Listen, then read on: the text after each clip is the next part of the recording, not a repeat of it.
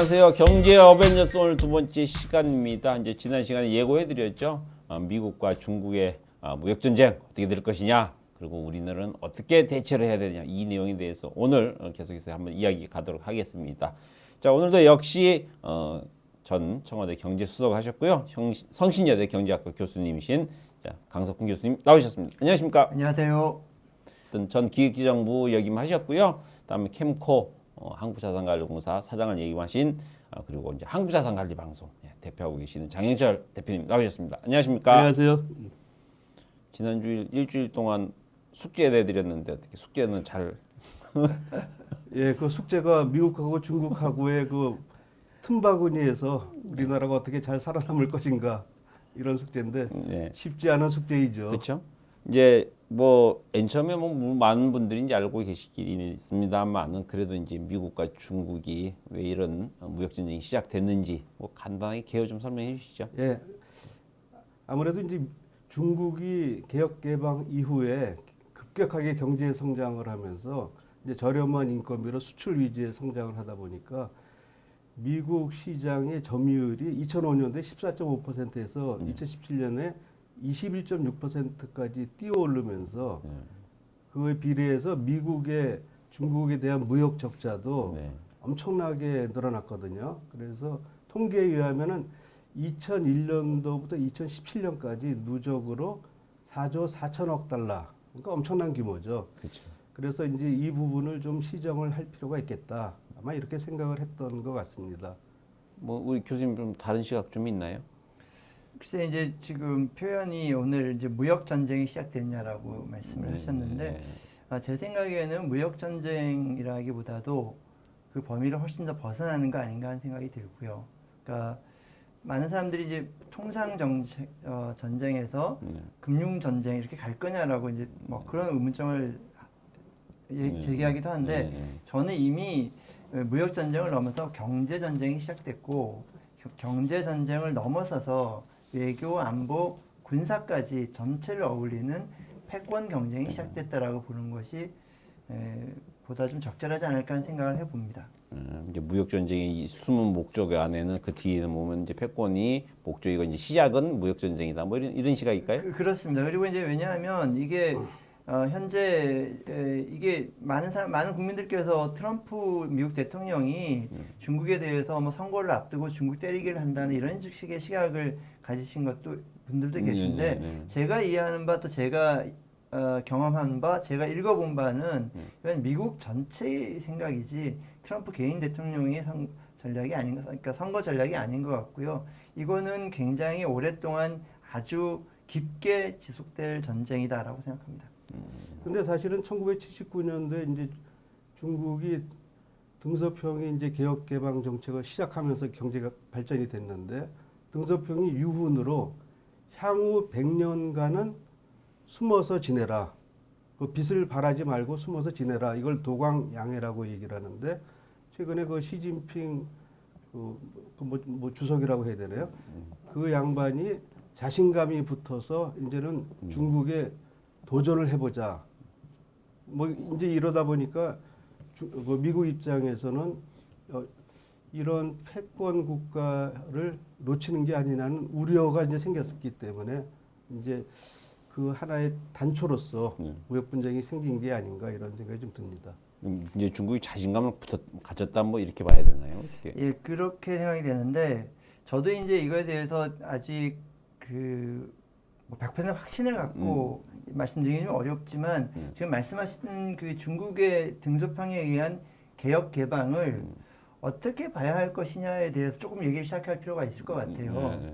당시에 이제 중국에서 개혁 개방이 일어났던 거는 사실은 이제 공산주의가 무너지면서 중국도 드디어 그 공산주의 노선에서 벗어나서 자본주의 시장경제 노선을 채택한다는 의미에서 어떻게 보면 자본주의와 공산주의의 싸움에서 민주주의와 공산주의의 싸움에서 민주주의가 승리하는 것의 상징처럼 느껴졌고 그래서 전 세계에서 특히 미국이 중국의 개혁 개방 그 시장 경제 도입에 있어서 굉장히 적극적으로 찬성을 했고 그렇게 함으로써 중국이 사회주의를 버리고 민주주의 국가로 거듭날 거라는 그런 판단 등에 따라서 미국이 사실은 중국을 많이 도와줬거든요. 네. 대표적인 예를 들면 2002년에 그 중국이 WTO를 가입하면서 지금 폭발적으로 일어났는데 중국 경제가 이제 거기에 배경에는 뭐냐 하면 미국으로서는 특히 서방 진영으로서는 중국이 이렇게 개혁 개방하면서 시장 경제를 도입하게 되면 중국이 자연스럽게 민주주의 국가로 전환할 것이라는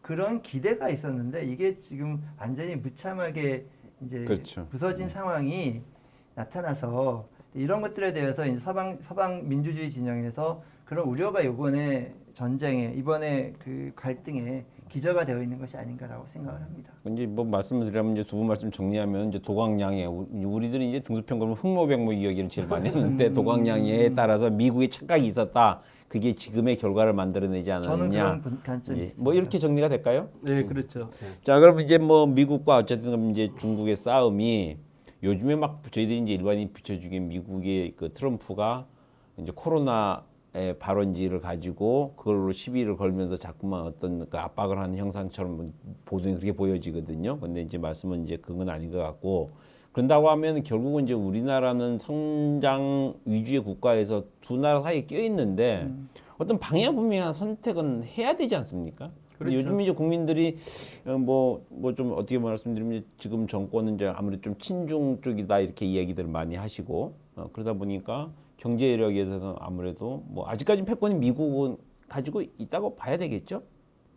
뭐 그렇게 보는 것이 적절하지 않을까 싶습니다. 그리고 아직 그 질문이 아직 안 끝나신 것 같아요. 중간에 제가 끼어들어서 모르겠습니다만 사실은 이제 그 어디가 패권이냐 국가냐에 대해서 순수하게 경제학적인 의미를 놓고 보면 조금 전에 우리 장 회장님께서 장 대표님께서 그 말씀하셨듯이 이제 GDP 상으로 놓고 보면 미국이 한 21조, 중국이 14조 정도 되니까 달러 정도 되니까 이제 미국이 압도적으로 아직까지는 압도적입니다만은 사실은 이제 경제학자들이 좀 더 주목하는 GDP는 이제 PPP라는 GDP가 있습니다. 그래서 그거는 이제 물가 그러니까 그 구매력을 감안한다고 표현을 하는데 그러니까 실질 그 사람 국민들이 살아가는 그 실질적인 생활 능력을 반영한 게 이제 구매력 평가에 의한 GDP라고 하는데 이 구매력 평가 PPP GDP에 의하면 2013년에 이미 그 중국이 미국을 넘어섰거든요. 그러니까 단순하게 말씀을 드리면 미국 사람들이 갖고 있는 1인당 GDP보다 중국 사람들이 가지고 있는 1인당 GDP가 실질적으로는 살 수 있는 재화 서비스가 더 많다는 얘기거든요. PPP GDP라는 것은.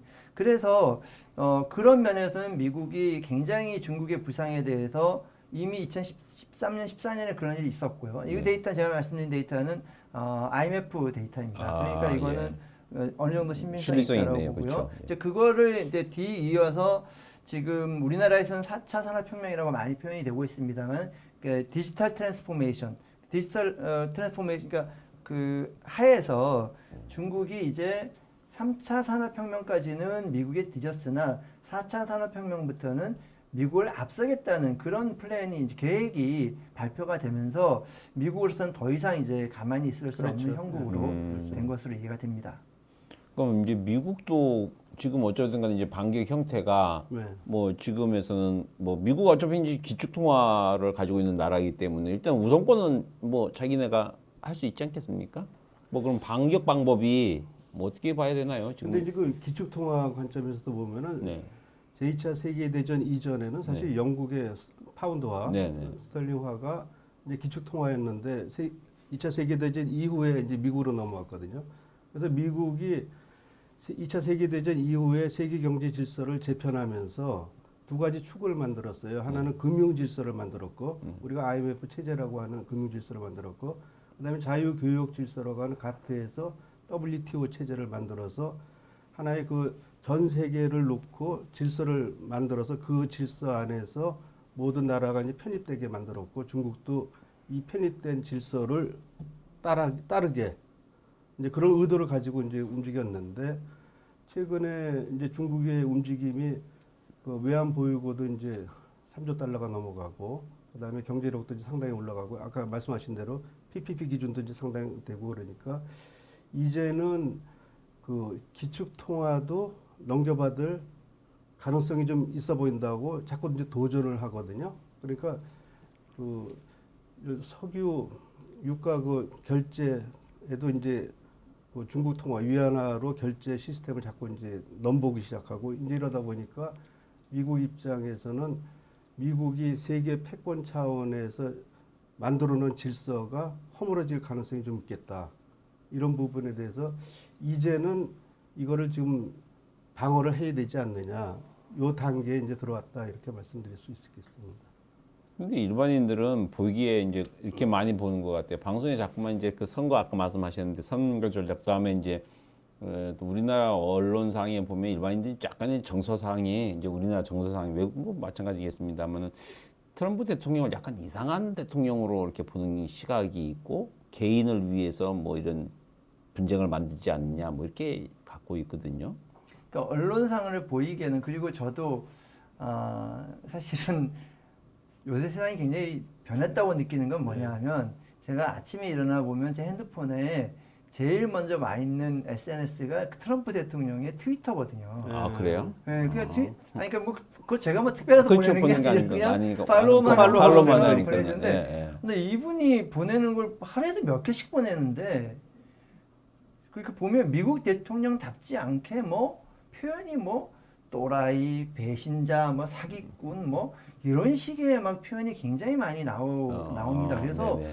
전통적인 의미로 생각하는 미국 대통령이랑은 완전히 좀 다르신 분인 것 같아요. 네. 근데 그래서 이제 그러한 약간 기행 비슷한 것 때문에 일반인들이 네. 트럼프 대통령이 굉장히 막 즉흥적으로 막 하는 거 아니냐 하는 생각을 하기도 하는 것 같습니다만 그러나 그분이 이제 대통령이 되기 전에 여러 가지 했던 걸 보면 굉장히 전략적으로 사고를 하시는 분 같고요. 네. 그리고 지금 하시는 것들이 상당 부분 자기들의 자기 지지자들을 끌어내기 위한 행위인 것처럼 보입니다. 그래서 그것만 보면 이게 굉장히 좀 이상한 케이스인데 네. 제가 이해하는 바로는 중국에 대해서 지금 견제하고 중국이 더 이상 불공정한 방법으로 세계 경제에 과실만 다 따먹는 방식의 중국을 더 이상 이대로 놔두면 안 된다는 그런 컨센서스라고 하죠. 네, 그런 합의점은 미국의 트럼프 대통령뿐만 아니라 공화당 그리고 민주당에서도 그리고 그렇죠. 워싱턴에 있는 싱크탱크들도 다 같이 인지하고 있는 그런 시각은 이제 그 한 다 같은 시각이군요. 시각입니다. 그게 이번에 홍콩 인권법 때문에 네네네. 그 미국 의회에서 그 결의안, 그 홍콩 제재 결의안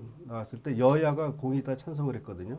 그러니까 이거는 꼭 뭐 트럼프가 뭐 이상하다 그런 차원은 아니고 트럼프는 이제 전략적으로 움직인 양반인 것 같고 그 미국 전체가 이제는 더 이상 이 패권 질서에 도전하는 부분을 용납을 못하겠다. 그 다음에 그 어떤 공정 경쟁 차원에서도 문제가 있다.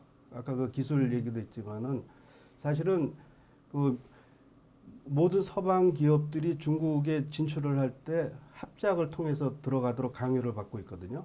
제가 중국에 그 정부에 있을 때 그 중국에 투자를 할 때 허가 담당을 했었어요. 그때 이제 미수교국 상태에서 그러니까 미수교국에 대해서는 기업이 이제 해외 투자할 때 허가를 받도록 이제 정부가 그 지침을 냈었는데 그때 중국에 투자할 때 보면 일정 규모 이상은 반드시 합작을 강요를 받았고 그다음에 그러면 이제 그 중국 기업하고 합작을 하다 보면은 자연스럽게 기술이 유출이 되는 구조로 되어 있고 나중에 보면은 이제 그 큰 기업은 좀 덜합니다만 중소기업 정도는 나중에 이제 결국 중국에 넘어가는 이런 시스템들이 작동이 된다 이런 느낌을 참 많이 받았는데 아마 그거는 우리나라뿐만 아니라 서방 선진국도 거의 마찬가지인 것 같고 그러면 중국이 그동안 노리는 거는 서방의 선진 기술에 대해서 상당히 노렸고 그다음에 그 사이에 또 그 돈을 많이 벌으니까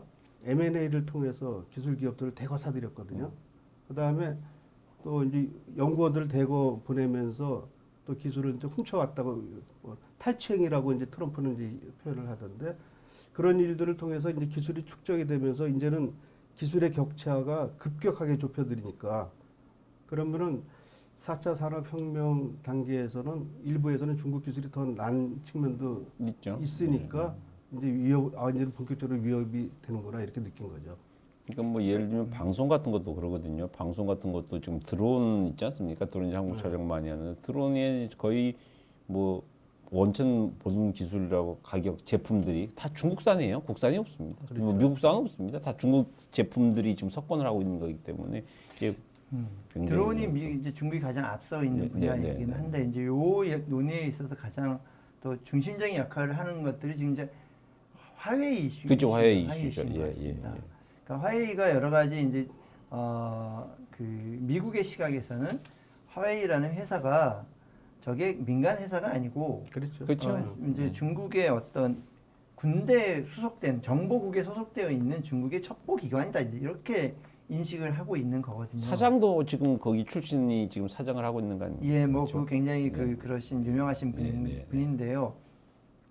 자, 그런데 만약에 이 다시 한번 생각해 보면 화웨이가 기술력도 보잘것없고 뭐 이런 거라면 미국에서도 그렇죠. 뭐 그렇게 신경도 안 썼을 그렇죠. 거예요. 신경 안 그런데 쓰죠. 예. 화웨이가 사실은 이제 지금 세계 그 미래에서 모든 것의 핵심이 5G. 네. 지금 통신에 있어서 가장 통신 장비에서는 가장 앞서가는 회사이고 5G에 관한 특허 수도 가장 많은 회사이고 또 표준도 가장 많이 표준에 영향을 미치는 가장 많은 특허들도 가지고 있는 그런 회사가 돼 있기 때문에 네. 어떤 의미로 봐서는 미국보다 더 5G에 있어서는 더 앞서간 회사라고 볼 수도 있거든요. 그리고 이제 이 5G라는 것이 우리는 지금 뭐 이동통신에서 우리가 저기 유튜브 좀 더 빨리 보나 뭐 이 정도 생각을 하지만 사실 5G가 향후에 있을 미래 뭐 자율주행차라든지 모든 미래의 가장 핵심 기제거든요. 근데 여기에 화웨이가 앞서가고 있으니까 미국으로서는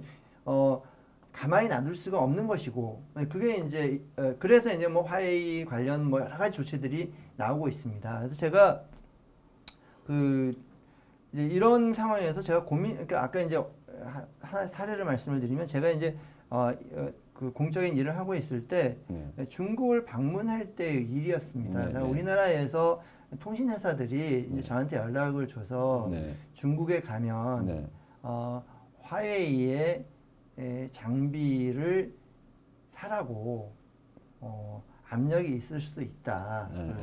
지금 자기네들한테 이제 화웨이가 제안한 것은 그러니까 그분 설명으로는 화웨이 장비가 굉장히 기술력 뛰어나고 좋답니다. 근데 가격은 거의 뭐 반값으로 주겠다고 하니까 이 민간 회사로서는 그렇죠. 이걸 이제 안 그렇죠. 받아들일 수 없는 뭐 그런 건데 분위기가 이게 화웨이 거 샀다가 또 미국이 어떻게 나올지 모르고 뭐 그래서 이미 제가 이 말씀드렸던 게 2016년도 일입니다.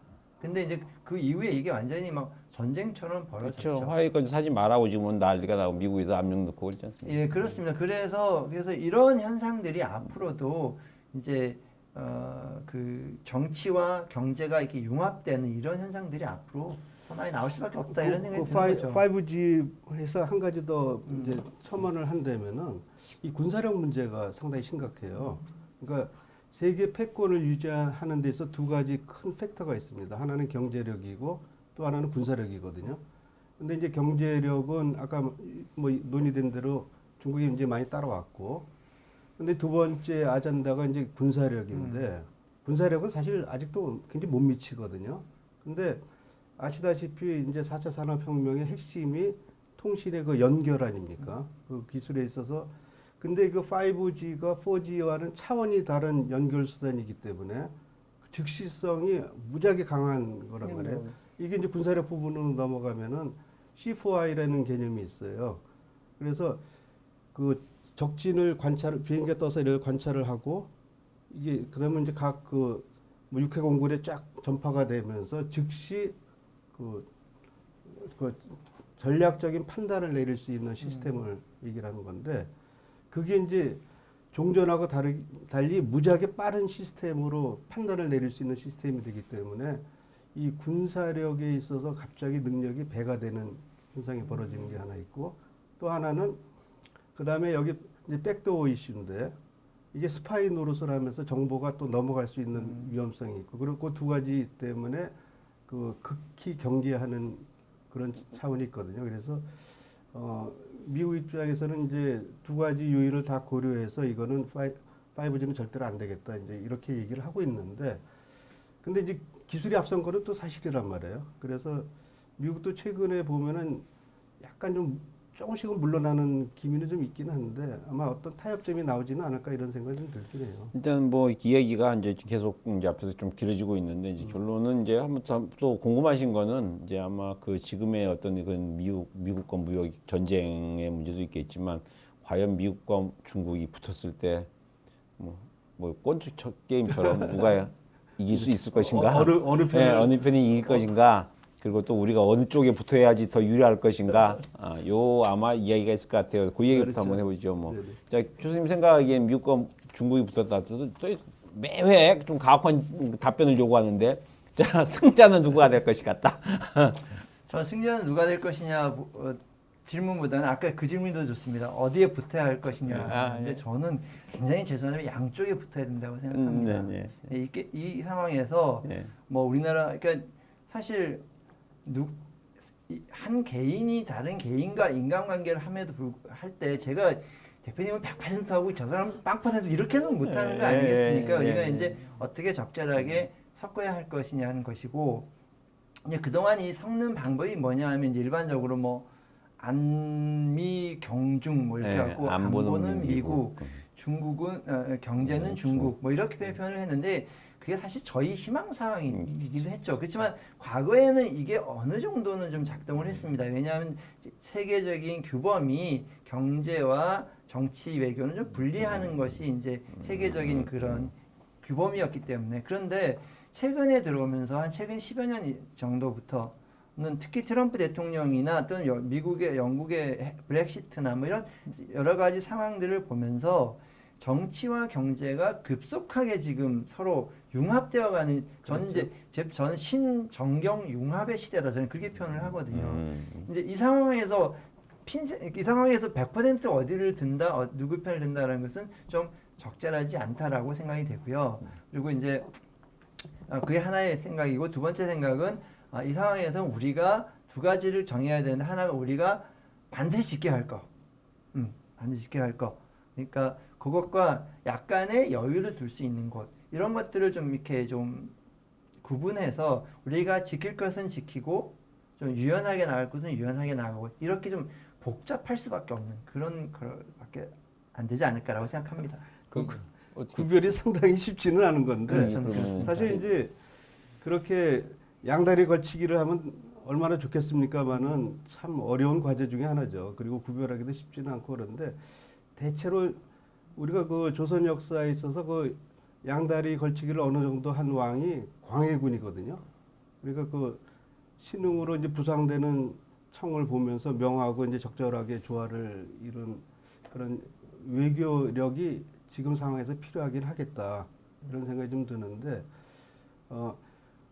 우리가 이제 전통적으로 그 경제하고 안보에 있어서 과연 그럼 어디를 이제 먼저 신경을 쓸 거냐. 사실 우리가 그동안에 중국 의존도가 상당히 높아지면서 우리가 이제 수출 비중도 중국이 이제 25%나 차지하고 있고 지금 중국하고 교육 규모가 상당히 이제 커지는 상황에서 그 우리가 이제 일반 국민들 인식에서는 중국에 그 너무 이렇게 경원시 되면은 피해를 당하는 거 아니냐. 그러면서 한편으로 지난번에 사드 보복 차원에서 관광객 그 제재를 받을 때 이제 야 우리가 중국에 너무 이렇게 하면은 피해를 받는 거 아니냐 이런 이제 공포심을 딱 주게 만드는 그런 조치를 했거든요. 근데 실제로 그 수출 수입 그 품목 구성을 보면은 우리가 중간재 그 비중이 굉장히 높아요. 그 최종 소비자보다도. 그래서 그 중국에서 수입하는 것이요. 중국 서로 우리가 수출하는 것들이 그리고 수입하는 것도 보면 아무래도 좀 이제 소비자가 좀 많긴 한데 저가니까. 그래서 중국이 당시에 사드 보복을 할 때 그런 그 소비재나 그런 쪽에 그 관광 상품 쪽에 했다는 거는 이런 그 수출에 대해 직접적으로 제재를 못했다는 거는 자기네가 피해를 보니까 그렇죠. 중간재를 때리면 자기네 피해를 보니까 그래서 지금 이 교역이 상호 링크가 돼 있기 때문에 우리가 지나치게 중국의 위협에 대해서 위축될 이유가 전혀 없다. 저는 그렇게 생각을 하거든요. 그러면 우리가 경제하고 안보에 있어서 어느 쪽이 더 우선 끌어줘야 되느냐? 사실 안 보거든요. 그 아담 스미스도 그 시장 경제 원리가 작동이 안 되는 지역이 안 보라고 그랬고, 우리가 그러면 이제 우리가 진짜 패권 전 세계 패권 국가가 진짜 누가 유지가 될 거냐? 이 부분에 대해서 상당히 관심들이 많잖아요. 그렇죠. 결국 이기는 쪽에 가야지 네, 좀 네. 뭐래도. 그런데 전반적으로 보면은 전 세계 진정한 패권을 가졌던 나라는 미국이고 중국도 패권 국가는 맞는데 사실은 지역 패권 국가거든요. 그래서 그런 차원에서 우리가 조금 미국에 더 웨이트를 둘 필요가 있겠다. 그렇다고 이제 우리가 뭐 100% 가자는 뜻은 절대로 아니고, 그래도 미국하고의 그 확립된 한미 동맹 기조를 강화하면서 중국하고도 그 한국을 니네들이 그 자꾸 제재하고 했을 때 그 피해가 니네들한테 간다. 이 얘기를 해주면서 서로 밸런스를 맞추는 것이 중요하겠다. 한 가지만 더 말씀드리면은 제가 이제 그 중국을 뭐 오래 상대는 안 했습니다만은 그때 한 2, 3년 정도 상대를 해봤거든요. 그래서 어떤 느낌이 들었냐면은 중국에 대해서 너무 약하게 보이면은 그대로 당한다는 건 확실해요. 그러니까 어느 정도는 그래도 얘 함부로 하면 안 되겠네. 그런 게 있거든요. 우리 기획재정부 후배가 최근에 책을 쓴 게 이제 중국이 북한을 다루는 방법이 뭐 결박과 이제 뭐 이런 책을 하나 썼어요. 그러니까 이제 당근과 채찍을 번갈아 가면서 쓴다 뭐 이런 뜻으로 이제 했는데, 그 북한이 이렇게 보면은 중국에 이제 그 경제적으로 의존을 하면서 살아오다가도 어느 순간에는 친중파를 또 싹 제거하고 뭐 이런 일들을 반복하면서 밸런스를 잡아오는 것 같더라고요. 그러니까 우리도 조금 전략적인 포인트를 잡아가면서 그 양측의 밸런스를 잡는 것이 중요하지 않겠냐 이런 생각을 합니다. 잘 밸런스를 잡는데 일단은 이제 안보 쪽이가 조금 더 중요한 조금 미국 더, 쪽을 왜냐면 이제 생존이 우선이다. 문제가 저는 있는 그런 쪽에서 생각을 하고 말씀이신 있죠. 거고, 이제 교수님 말씀은 이제 중간에서 잘 조율해서 뭐 하자 네, 이제 이런 뜻인데 저희가 뭐 조율이라고 하기 좀 애매해요. 참 쉽지 않은 이야기거든요. 이게. 그렇죠. 예. 쉽지 않은 주제입니다. 그리고 특히 이게 승자에 붙어야 한다는 얘기가 굉장히 뭐 참 슬프지만 그게 정답인데, 그렇죠. 사실 이 게임 승자가 누가 될지에 대해서 뭐 개인적으로 생각은 있습니다만 승자가 판가름 나는 데는 앞으로 최소한 10년에서 20년 이상이 걸리는 이슈입니다. 그 중간중간에 가면서 무수히 많은 격변이 있을 것이, 우리가 그때마다 무수히 많은 선택을 해야 될 겁니다. 그렇죠. 예. 그리고 또 이제 저는 우리 장 회장님 말씀하신 것처럼 안보의 중요성에 대해서 굉장히 말씀을 드리지만, 사실은 어떤 의미로 놓고 보면 경제에 있어서도 미국이 굉장히 중요한 부분인데, 물론 뭐 수출 비중 이런 것도 그렇습니다만 이제 제가 주목해서 보는 부분은 반도체입니다.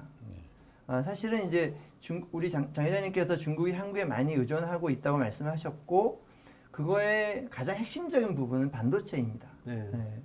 그리고 나머지 뭐 그 중간재 이런 것들은 어느 정도 뭐 수출 다변화가 가능할 텐데, 그렇죠. 미국에서도, 그러니까 중국 입장에서 수입 다변화가 가능할 텐데, 반도체가 지금 한국에 더 의존할 수밖에 없는 그런 상황이거든요. 그래서 결국 이제 중국의 지금 산업정책 핵심은 5G 시대의 가장 핵심인 반도체를 중국이 만들겠다는 거거든요. 그렇죠. 예. 그러면 이제 이 중국이 반도체를 우리나라 수준을 만들거나 앞서가는 순간 한국으로의 경제적 가치는 굉장히 그렇죠. 급전직하라는 것이거든요. 그러면 이제 중국이 반도체를 한국에 따라올 수 있을 것이냐, 이슈가 있습니다. 그동안 뭐 최근에 뭐 표현이 그렇습니다만 중국이 완전히 한국의 디스플레이 업계를, LCD 디스플레이를 완전히 그냥 아주 풍지박살 내버렸습니다. 예. 그리고 최근에 중국이 전 세계에서 한국이 독점한다는 LNG, 카타르 발 LNG선을 3척을 먼저 수주를 했습니다. 물론 뭐 여러 가지 것들이 있지만, 이런 중국이 이제 거의 모든 걸 쫓아오지만 딱 유일하게 가장 중요한 걸 뽑으라면 반도체인데, 자, 그럼 중국이 반도체를 한국을 이겨낼 수 있을까? 쫓아낼 수 있을까? 그러니까 이겨낼 수 있을 거냐? 뭐 여러 가지 이슈가 있습니다만, 그러나 제가 생각하기에 삼성전자나 한국의 하이닉스가 본인들만 열심히 한다고 해서 그쵸. 이게 될 수 있을 거냐. 이 싸움이 제가 보니까 삼성전자, 그러니까 하이닉스도 있으면 그냥 편의상 삼성전자와 중국의 뭐 무슨 칭하이 그룹 간의 싸움이 아니라 삼성전자와 중국 정부 간의 싸움이거든요. 중국이 반도체 정부가 뭐 반도체 막 몇백조 원을 그냥 때려받고 몇백조 원을 투자하고 있는 이런 상황이라서 이게 삼성전자와 중국 정부와의 싸움에서 누가 이길 것이냐 이렇게 놓고 보면 삼성전자가 이기기가 쉽지 않습니다. 근데 여기에 근데 핵심이 뭐냐면 과연 미국이 중국에 대해서 반도체, 특히 D램 반도체를 중국이 생산하는 걸 오케이 할 거냐 그거거든요. 근데 그건 뭐냐면 뭐 미국이 중국대로 너 해도 돼 안 해도 돼 이런 것이 아니라 우리나라 삼성전자도 반도체 자체를 만드는 건 우리나라에서 만들지만 만드는 반도체 기기 자체는 전부 기본적으로 대부분 다 미국 거거든요. 일곱 그렇죠. 네덜란드 게 네. 있지만 네. 미국이 결국 그 제품을 중국에 판매하지 않고 그렇게 되면 중국은 따라오기가 굉장히 힘들거든요. 그렇죠. 그런 측면에서도 한국과 미국이 좀 더 안보 측면뿐만 아니라 반도체 측면에서 좀 더 맞습니다. 밀접할 필요가 있습니다. 그러니까 그 미국하고 일본하고 이거 분쟁에 있어서도 미국이 제일 먼저 손을 댄 게 일본의 반도체 산업을 손을 댔잖아요. 그래서 결국 일본의 반도체 산업이 무너지면서 한국한테 기회가 온 것이거든요. 그러니까 그런 차원에서 보면 미국이 중국을 견제한다고 했을 때 반도체 원천 기술에 대해서 계속 견제를 안 할 수가 없는 상황이고 그런 측면에서 우리가 그래도 반도체에 대해서는 조금 희망은 있지 않을까. 다만 이제 중국이라고 뭐 그런 기술을 또 개발을 못하라는 법은 없는 거니까 그런 부분에서 어찌할 필요는 있겠다 이런 생각이 드는데 그래서 미국하고 관계를 조금 더 지금보다는 좀 나은 상태로 갈 필요는 있지 않느냐 이런 생각이 좀 들더라고요. 하여튼 뭐 근데 이 얘기가 이렇게 하다 보면 이게 뭐 밤을 새도 얘기가 안 끝날 것 같아요. 제가 뭐 그래서 이제 시간 문제도 있고 하니까 뭐 마지막 정리를 교수님 좀 정리를 한번 해주시죠. 자, 무역 전쟁.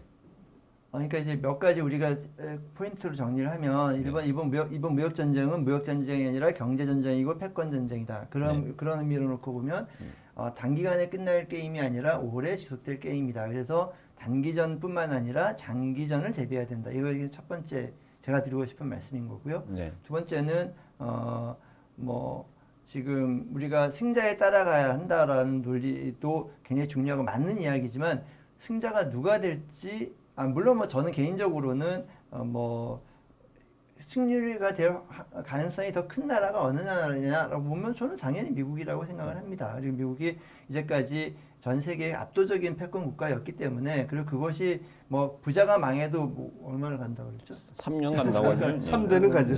패권 국가가 망해도 얼마든지 갑니다. 그래서 단기간에 뭐가 확 바뀔 거라고 생각하지 않습니다. 그러나 사실 우리가 이제 우리 경제와 우리 안보의 또 상당 부분이 중국과 연계가 되어 있기 때문에 미국에 대해서 최우선적으로 한다는 걸 대외적으로 천명하거나 뭐 이런 식으로 얘기를 하는 거는 그거는 이제 하지 말아야 되고 그렇죠. 불가능한 이야기인 것이거든요. 그리고 이제 세 번째는